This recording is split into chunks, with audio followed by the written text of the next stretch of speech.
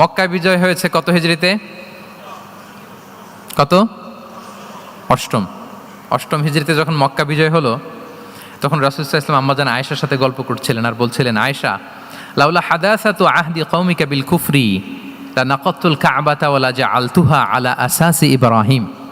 আয়েশা, তোমার এই মক্কাবাসী, তোমার এলাকার লোকজন যদি একটা কেওস সৃষ্টি না করতো, তাহলে কাবার যে আসল শেপ, আমি ওই আসল শেপে এটাকে ফেরত নিতাম, কিন্তু নিতে গেলে এখন একটা ঝামেলা বাঁধবে, এজন্য নিব না।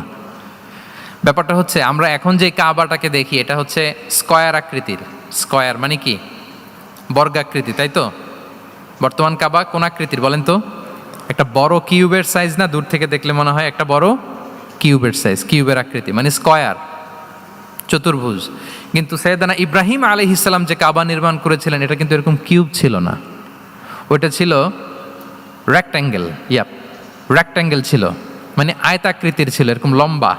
এই যে এই টেবিলটা যেরকম, টেবিলের যে শেপ এইরকম ছিল, এরকম লম্বা কাবাঘর ছিল আয়তাকৃতির। কিন্তু এখন এটা কমে স্কয়ার আকৃতির হয়ে গেছে। এর কারণটা কি? কাবা একবার ওখানে অগ্নিকাণ্ড ঘটার কারণে ধ্বংস হয়েছিল, ফলে কাবাকে আবার রিনোভেশন করা লেগেছিল, পুনর্নির্মাণ। তো কুরাইশরা সিদ্ধান্ত নিয়েছিল, কাবা পুনর্নির্মাণে আমরা কোনো হারাম টাকা ইউজ করব না, যার কাছে যত হালাল টাকা আছে নিয়ে আসা হলো। কিন্তু হালাল টাকা যতটুকু জমা হয়েছে, এটা দিয়ে পুরো কাবা নির্মাণ হয় না, অর্ধেক হয়। ফলে কাবা যে আয়তাকৃতির ছিল সেটা না হয়ে গেছে কি বলেন? বর্গাকৃতির, মানে স্কয়ার। ওই স্কয়ার কাবাই আজ পর্যন্ত রয়ে গেছে। কিন্তু ওই যে আয়তক্ষেত্রের যে শেপের মধ্যে যতটুকু জায়গা বাকি ছিল, ওইখানে দেখবেন একটা ক্রিসেন্টের মতো আছে, হেজরে ইসমাইল, হাতিমে কাবা বলে। ওইটার ভিতরে নামাজ পড়া আর কাবার ভিতরে নামাজ পড়া একই হুকুম।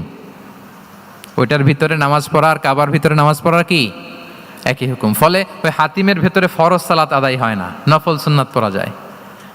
এমনকি কাবার ভেতরেও ফরজ সালাত আদায় করলে আদায় হবে না, কারণ নামাজের ফরজের মধ্যে একটা ফরজ হচ্ছে ইলা জিহাতিল কাবা, টু দ্য ডাইরেকশন অফ কেবলা। আপনার কেবলা মুখী হইতে হবে না। আপনি তো কাবার ভিতরে ঢুকে গেছেন, এখন কাবা কোন দিকে? কাবা তো নাই, বের হইতে হবে। বের হয়ে কাবামুখী হলে সালাত হবে।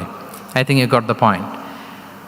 তো তাহলে রাসূল সাল্লাল্লাহু আলাইহি ওয়াসাল্লামের উইজডম বা প্রজ্ঞাটা এখানে দেখেন। আম্মাজান আয়েশা রাদিয়াল্লাহু তাআলা আনহাকে উনি বললেন যে, আয়েশা, মক্কা তো বিজয় হলো, মক্কার কন্ট্রোল তো এখন আমার হাতে। চাইলে আমি কাবাকে ভেঙে সেই ইব্রাহিম আলাইহিস সালামের যে বেইজ, ওরকম লম্বা করে শেপ দিতে পারি, কিন্তু দিব না। কেননা দিলে মক্কা একটা ক্যাওস হতে পারে। কি হতে পারে? কারণ তারা একেবারে ভেরি রিসেন্ট মুসলমান হয়েছে, তারা না বুঝেই বলবে যে সেই আদি কাবা, মুহাম্মদ এই কাবার অপমান করেছে, কাবাকে ভুলুণ্ঠিত করেছে, সম্মানকে নষ্ট করেছে, এরকম একটা কোশ্চেন রাইজ করতে পারে। এই জন্য আমি করলাম না। সুবহানাল্লাহ। This is called wisdom. এটাকে কি বলে? প্রজ্ঞা। এটাকে প্রজ্ঞা বলে। তাহলে আপনার জ্ঞান এবং আপনার কমন সেন্স দুইটা যখন কানেক্ট করে, তখন সেটা প্রজ্ঞা হয়।